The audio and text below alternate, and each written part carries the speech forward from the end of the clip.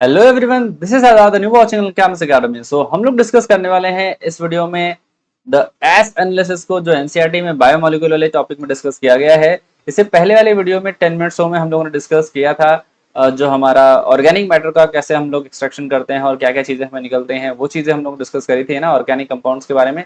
यहाँ हम बात करेंगे मिनरल्स एंड इनऑर्गेनिक कंटेंट की, जहां पे हम एस एनालिसिस को डिस्कस करने वाले हैं। सो आई होप कि आपको पसंद आएगा। Without further delay, let's start the video. हम लोग बात करें क्योंकि ये क्विक सीरीज है तो हम लोग बहुत तेजी से यहाँ पे चलने वाले हैं ना, कि कैसे किसी भी जो हमारा लिविंग ऑर्गेनिज्म होगा या लिविंग मैटर होगा उसके अंदर हम कोई इनऑर्गेनिक कंटेंट कैसे डिटेक्ट कर पाएंगे, है ना। तो एनसीईआरटी इसके बारे में हमें क्या बताती है कि हम उन्हें क्या कर सकते हैं, किसी तरह से डिस्ट्रॉय कर सकते हैं, बर्न कर सकते हैं, है ना, और उसके बाद हमें इनऑर्गेनिक कंटेंट वहां पे मिल जाएगा, जिसके लिए हम एस एनालिसिस कर रहे होते हैं। उसकी बात अगर हम करें तो, है ना।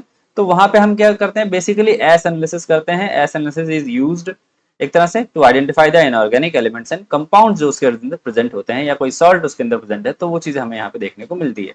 अब एलिमेंटल कंपोजिशन की अगर हम बात करें इनऑर्गेनिक, तो बहुत सारे इनऑर्गेनिक कॉन्स्टिट्यूएंट हमारे बॉडी में पाए जाते हैं। जो एनसीईआरटी की टेबल है उसकी ही बात कर रहे हैं, कि जैसे सोडियम आप देख रहे हो, पोटेशियम आप देख रहे हो, कैल्शियम आप देख रहे हो, यहाँ पे मैग्नीशियम हो गया, वाटर हो गया, है ना, आपके कंपाउंड्स हो गए जैसे कि NaCl हो गया, कैल्शियम कार्बोनेट हो गया, फॉस्फेट आयन हो गया यहाँ पे, है ना, सल्फेट हो गया। ये सारे डिफरेंट डिफरेंट आयंस या डिफरेंट डिफरेंट सॉल्ट के फॉर्म में पाए जाते हैं हमारी बॉडी में। ठीक है। इसके अलावा ये तो बहुत कम एग्जाम्पल दिए गए हैं। ये जो मेजर मेजर एग्जाम्पल जो आपको नजर आते हैं वो यहाँ पे दिखाई दे गए हैं। बहुत सारे एग्जाम्पल्स ऐसे हो सकते हैं। ठीक है। अब एस एनालिसिस की बात करते हैं, कैसे ये किया जाता है। तो हमें इससे पहले जब एस एनालिसिस करनी है तो उससे पहले हम क्या करेंगे, कोई लिविंग टिश्यू हमें लेना पड़ेगा। ठीक है। तो हम लिविंग टिश्यू के लिए क्या ले सकते हैं, जैसे कि हमारे पास या तो हम कोई लीफ ले लें, क्या ले लें, कोई लीफ ले लें।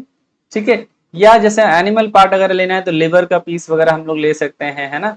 कोई ऐसा सॉफ्ट पार्ट लेना है ताकि हम इजीली उसको ग्राइंड कर पाए, तो हमने लिवर वगैरह या लिवर ले सकते हैं। ठीक है। अब हमने क्या किया, प्लांट टिश्यू लिया। ठीक है। तो जब हम ये प्लांट टिश्यू ले रहे हैं ना, हम इसे, तो अभी क्या है, ये फ्रेश है बिल्कुल, इसमें वाटर का कंटेंट भी है, सब कुछ है। तो इसकी वजह से इसे हम, इसके वेट को हम क्या कंसिडर करेंगे, एनसीईआरटी क्या कहती है कि फ्रेश वेट इसे, या वेट वेट इसे हम कह सकते हैं। ठीक है। अब इसको हम क्या करेंगे, कंप्लीटली सन में ड्राई करेंगे, यानी सनलाइट में ड्राई करेंगे, सन ड्राई करेंगे। तो जब ड्राई करेंगे तो ज्यादा से ज्यादा वाटर, यानी मैक्सिमम अमाउंट ऑफ वाटर क्या होगा, इवापोरेट हो जाएगा। यानी वाटर जो है वो इवापोरेट हो गया, तो हमारे पास वाटर चला गया, तो हमारे पास सिर्फ और सिर्फ बिना वाटर के कंटेंट बच गया, यानी ड्राई वेट बच गया। तो हमें इस वेट को हम क्या कह देते हैं, ये ड्राई वेट। ठीक है। यहीं पे मेंशन कर देते हैं कि हमें क्या मिल गया, ड्राई वेट मिल गया। ठीक है। अभी हमें क्या मिला था, पहले वेट वेट मिला था। आई होप कि आपको क्लियर होगा। ये एनसीईआरटी के सारे पॉइंट्स है जो हम लोग यहाँ पे डिस्कस कर रहे हैं। ठीक है। बर्निंग, अब इसे हम क्या करेंगे, जो हमारा, जैसे हमने सपोज की लीफ को लिया था, तो लीफ तो बिल्कुल सूख गई होगी, ऐसे करके सूख के बिल्कुल पतली हो गई बेचारी, है ना।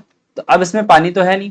अब इसको हम क्या करेंगे, बर्न करेंगे। इसमें हम आग जलाते हैं, है ना, माचिस की तीली लाई हमने और हमने क्या किया, आग लगा दी इसके अंदर, है ना।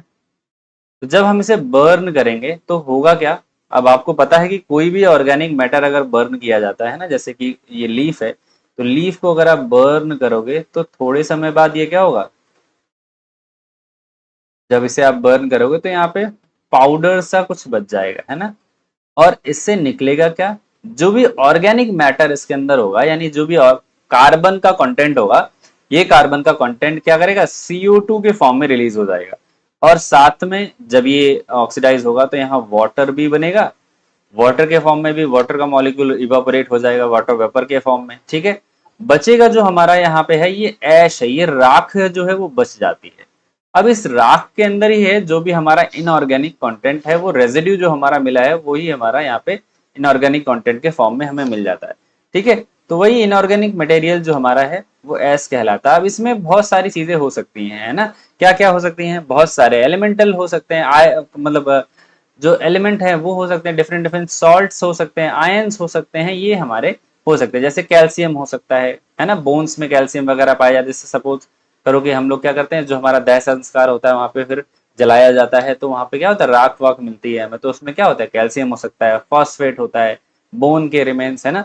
वो सारी चीजें मिलती हैं हमें, तो वही है मैग्नीशियम है, सोडियम है, पोटेशियम है, ये सारे अलग अलग जो हमें मिल जाते हैं। फॉस्फेट आयन है, सल्फेट है, जो हम लोग अभी वहां डिस्कस कर रहे थे, वही सारी चीजें हमें मिल जाती हैं।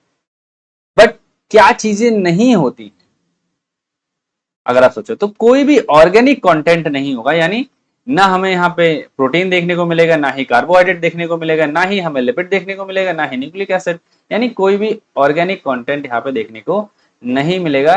क्योंकि जब हम बर्न कर रहे थे तो ये सारे के सारे ऑक्सीडाइज हो गए थे और इनसे जो कार्बन निकल के CO2 के फॉर्म में बाहर चली गई थी, हाइड्रोजन वाटर के फॉर्म में बाहर चला गया था, तो जो बचा वो इनऑर्गेनिक कंटेंट ही बच पाया था। ठीक है, अब यहाँ पे एक पॉइंट इंपॉर्टेंट है कि यहाँ पे आप सोचो कि कार्बन अभी भी राख में प्रेजेंट है, तो कार्बन जो है वो राख में नहीं होता, क्योंकि 99.9% कार्बन जो है वो जलने के बाद ऑक्सीडाइज हो जाता है, और ऑक्सीडाइज होने के बाद वो CO2 यानी कार्बन डाइऑक्साइड या फिर कार्बन मोनोऑक्साइड के फॉर्म में बाहर निकल जाता है। ठीक है, तो वो बचता ही नहीं है। ठीक है, ये चीज हमें याद रखनी है। ठीक है बेटा, अब अगर हम बात करें कि जो हमारे एलिमेंटल एनालिसिस करके देखा गया और जो एस एनालिसिस करके देखा गया, तो उसमें क्या क्या चीजें हमें मिलती हैं। तो एलिमेंटल एनालिसिस हमें देखने को मिलेगा, तो हमें क्या मिलेगा उसमें, कार्बन हो सकता है, हाइड्रोजन हो सकता है, ऑक्सीजन हो सकता है, ये सारी चीजें देखने को मिलेगी, है ना। ये क्या हमें बताते हैं, ये हमें बताते हैं कि इसके अंदर हमें क्या मिला है, इनऑर्गेनिक रेजिड्यू मिला है। बट हम एस में एग्जैक्ट एलिमेंट थोड़ी ना हम दिखा मतलब एनालाइज कर रहे हैं। एलिमेंटल एनालिसिस हम कब करते हैं, जैसे आप जब ग्रेजुएशन करते हो, ग्रेजुएशन मतलब BSc वगैरह जब आप कर रहे होते हो केमिस्ट्री से, तो वहां पे आपको पर्टिकुलर जैसे नाइट्रोजन का टेस्ट आपको दिया जाएगा, तो एक आपको दिया जाएगा प्रिलिमिनरी टेस्ट, मतलब कि एक इनिशियल टेस्ट दिया जाएगा और उसके बाद एक कंफर्मेटरी टेस्ट दिया जाएगा। इनिशियल टेस्ट में आप थोड़ा बहुत पता लगाओगे कि नाइट्रोजन के संकेत हैं या नहीं है, हो सकते हैं कि नहीं, क्या उसमें अमोनिया फॉर्म हो रही है कि नहीं, है ना। और फिर उसका कोई कंफर्मेटरी टेस्ट करोगे एंड देन आफ्टर उस कंटेंट में आप नाइट्रोजन की प्रेजेंस को कंफर्म कर पाओगे। तो ये है एलिमेंटल एनालिसिस, है ना। 2-3 टेस्ट होने के बाद फिर हम उसे कंफर्म कर पाते हैं कि इसमें नाइट्रोजन है या नहीं है। ठीक है, बट हमारी एस में तो सब कुछ एकदम मिक्स है, तो इनऑर्गेनिक रेजिड्यू के फॉर्म में इसे हम समझ पाते हैं। ठीक है, अब हम बात करें डिटेक्ट्स टोटल एलिमेंटल कंपोजिशन। इसमें हम टोटल एलिमेंटल कंपोजिशन के बारे में पता लगा सकते हैं। यहाँ पे हम ऑर्गेनिक कंटेंट तो नहीं, लेकिन सिर्फ और सिर्फ इनऑर्गेनिक कंटेंट के बारे में पता लगा पाएंगे, और इसमें सारा का सारा ऑर्गेनिक मैटर डिस्ट्रॉय हो जाएगा। यहाँ पे अगर हम बात करें, ऑर्गेनिक मैटर भी हो सकता है ना, क्योंकि हम एलिमेंटल कंपोजिशन की बात कर रहे हैं, तो हमने कोई प्रोटीन पार्ट ले लिया और उसका एलिमेंटल कंपोजिशन निकाल डाला, क्या दिक्कत है हमें, है ना।